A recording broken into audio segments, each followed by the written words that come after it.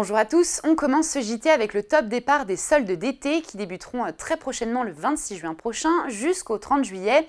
Et elles s'annoncent particulièrement intéressantes cette année, notamment en raison des mauvaises conditions météorologiques qui auront entraîné une accumulation des stocks.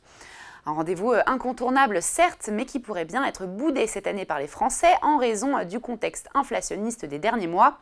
C'est en tout cas ce que révèle une étude OpinionWay qui nous dit que 59% des Français ne feront pas les soldes d'été cette année, car ils n'y trouvent pas d'intérêt pour 20% d'entre eux ou par manque de moyens financiers pour 19%.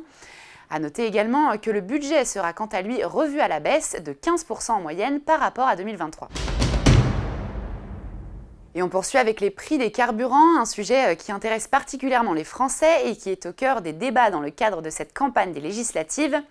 Bonne nouvelle, à l'approche des vacances d'été, figurez-vous que les prix à la pompe sont en baisse en France depuis le mois d'avril, selon les derniers chiffres publiés par le ministère de la Transition écologique.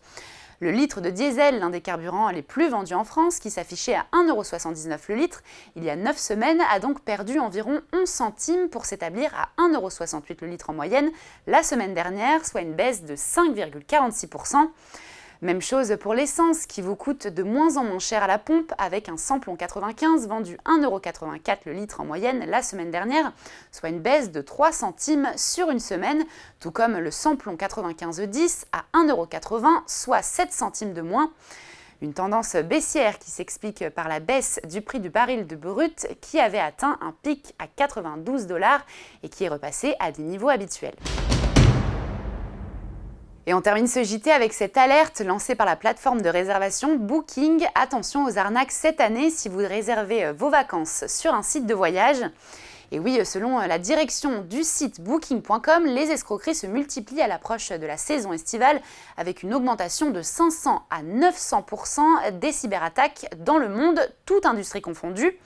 Parmi les secteurs particulièrement touchés, l'hôtellerie et la restauration, longtemps épargnés et qui représentent aujourd'hui une cible de choix pour les escrocs car les voyageurs y communiquent souvent des informations sensibles.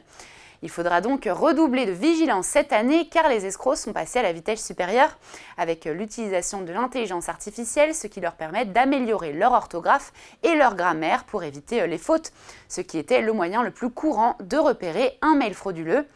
Un conseil donc, ne cliquez sur rien si le mail vous semble suspect.